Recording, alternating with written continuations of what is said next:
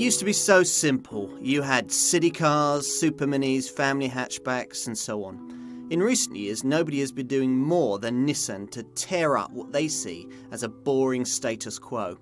This Qashqai is aiming to appeal to the sort of driver who wants an urban 4x4 but doesn't want the stigma that's attached to such vehicles. Remember the all-action Almera? Wasn't great, was it? Rather than try and improve on that template, Nissan have come up with the Qashqai, a car that replaces both the Primera and the Almera. The Qashqai features the ride height of a 4x4 and the same feeling of security. There's a choice of four-wheel drive and a more conventional front-wheel drive option. There's one of the widest choices of engines in the sector, with a 1.6 and 2 litre petrol and a 1.5 and 2 litre DCI diesel, which is the engine that we've chosen here. There's also an enormous range of transmissions, as well as 5 and 6 speed manuals. There's a 6-speed automatic and an advanced continuously variable CVT transmission as well. Despite the chunky looks, all-wheel drive is a £1,600 option on this car, and even with it fitted, the Qashqai isn't really much of an off-road tool. Keep it on the tarmac and it handles neatly, not too far off what you'd expect from a typical family hatch. In fact, I'd even go as far as to say it's pretty good fun.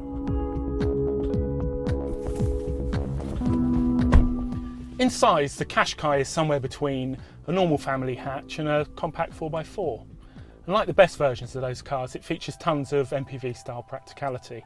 There's cubby holes, storage spaces everywhere, cup holders, you name them, it's got it. A large panoramic sunroof gives the cabin a nice airy feel, although on a day like today, it also gives the aircon system a good workout. The interior features better quality materials than we've probably seen of late from Nissan, and the centre stack is nicely styled and very compact.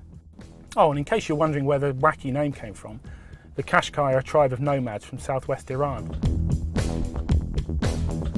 When it comes to market and model range, things can get very confusing very quickly. There are 3 trim levels: Vizia, Ascenta and Tecna, and you can specify front or four-wheel drive only if you choose the bigger petrol or diesel engine options.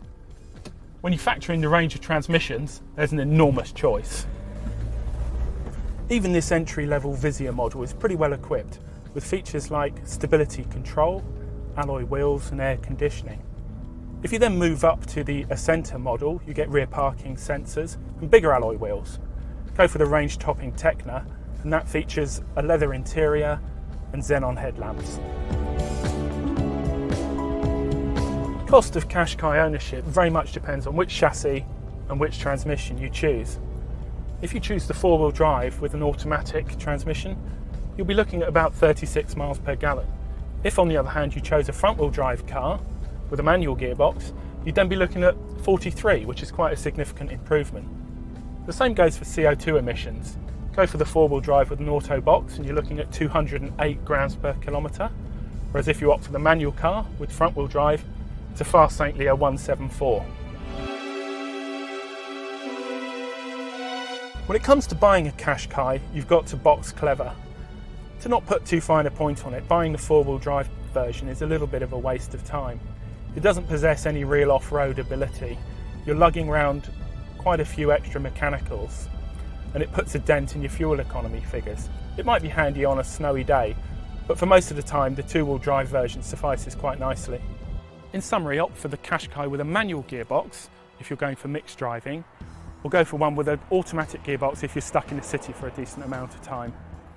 The diesel engine is more cost effective if you cover big mileages, otherwise opt for the petrol. Get this right and you'll see why the Qashqai is a gamble that's certainly paid off for Nissan.